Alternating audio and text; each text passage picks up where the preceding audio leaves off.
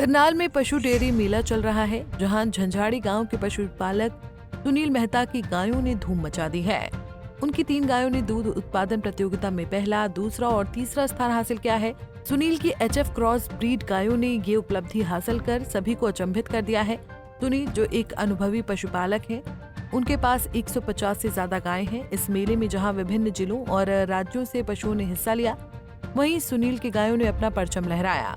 जिस गाय के माथे पर रेड रिबन है, उसने प्रथम स्थान हासिल किया है और 87.7 लीटर दूध दिया है, जिसको लेकर पशुपालक ने इसे एरिया का रिकॉर्ड बताया है। कहाँ से आप आए हैं, कौन कौन सी गायें लेकर आए? झंझाड़ी गांव है मेरा, ये करनाल के नियर 10 किलोमीटर के पास मेरा गांव है और 3 गायें अपने फार्म से लेकर आता मैं, और फर्स्ट सेकंड थर्ड तीनों मेरी गायें रही। तीनों गायों ने पोजीशन हासिल की है पे इंडिया रही में। कौन सी ब्रीड की है, कितना ये HF गाय की, HF बोलते हैं इनको, और इसने 87.7 समथिंग दूध दिया है। फर्स्ट वाली ने, सेकंड ने 74, थर्ड ने 68।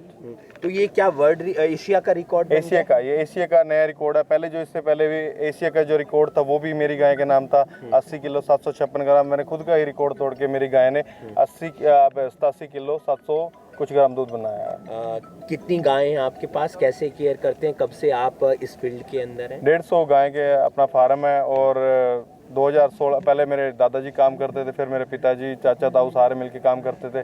उसके बाद मैं 2016 से मैं खुद काम कर रहा हूँ इसमें। तो प्रॉपर इनके लिए हम, जैसे हमारे पास TMR वगैरह भी है, और जैसे इनको सारा कुछ नाप तोल के दिया जाता है। एक गाय की डाइट होती है तब इतनी, मतलब ये गायें लगातार, इस गाय का मतलब आज तक ये कभी गाय जहाँ भी गई है हमेशा विनर ही रही है। लगातार 6ठा मेला ये गाय जीत रही है, और लगातार ये गाय हमेशा ही मतलब फर्स्ट एक बार सेकंड आई है। जब हमारी गाय ने नया रिकॉर्ड बनाया था 80,756, उस टाइम ये सेकंड आई है, नहीं तो आज भी ये गाय मतलब हमेशा फर्स्ट ही रही है हमारी। 2 चीज़ें और, मौसम के हिसाब से किसान चिंतित रहते हैं। मौसम के हिसाब से मतलब यहाँ पे बहुत ज़्यादा कोई प्रबंध नहीं था NDRI की तरफ से। यहाँ पे टेंट लगाए गए थे, सारी बारिश में रिकॉर्ड मतलब और भी ज़्यादा बनना था। बिल्कुल भी मतलब कोई ऐसे प्रबंध नहीं थे कि जिससे हमारी गाय पीछे आप देख सकते हो वहाँ पे खुले में बंधी हुई थी, बारिश इनके ऊपर लग रही थी और पानी सारा टपक रहा था। बहुत ज़्यादा परेशानी हुई है। किसानों को क्या ध्यान रखना चाहिए वैसे, पशुपालकों को, जो सर्दी गर्मी के हिसाब से दूध कम हो जाता है? आज के फार्मर बहुत ज़्यादा एडवांस हो गए हैं, मतलब वो खुद ही सारा कुछ अच्छे से मैनेज कर लेते हैं। अब मतलब वो किसान नहीं रहा कि उनको कोई नॉलेज नहीं है।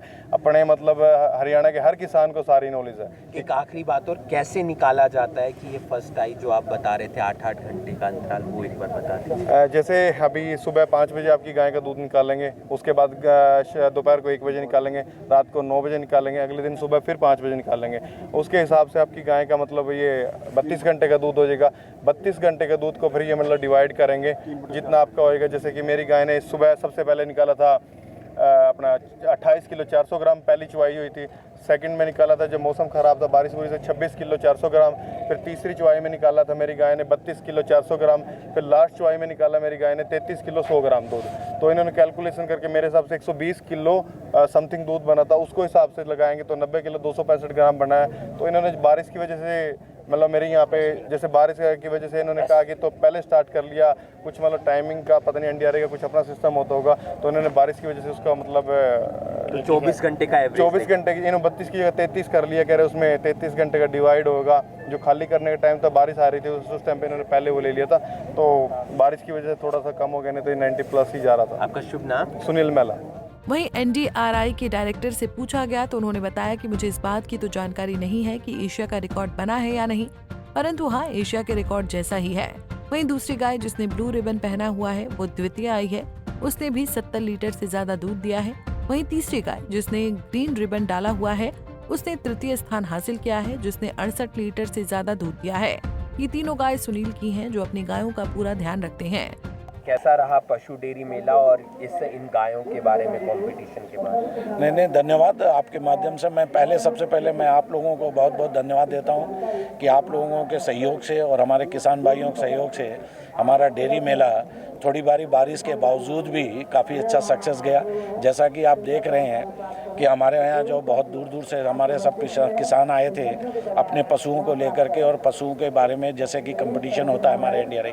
आपको ये मैं बता देता हूँ कि देखिए, डेयरी के अंदर जो हमारे एनिमल हैं, और यहाँ पे इन्होंने जो क्रॉस जो प्योर ब्रीड के जो है उसका जो कंपटीशन हुआ था, जो हाईएस्ट मिल्क हमारे जो है एग्जॉटिक ब्रीड का है वो 87.7 किलो जो है दूध दिया है। सेकंड प्राइस जो है आया 70.5 का और 6.6 का।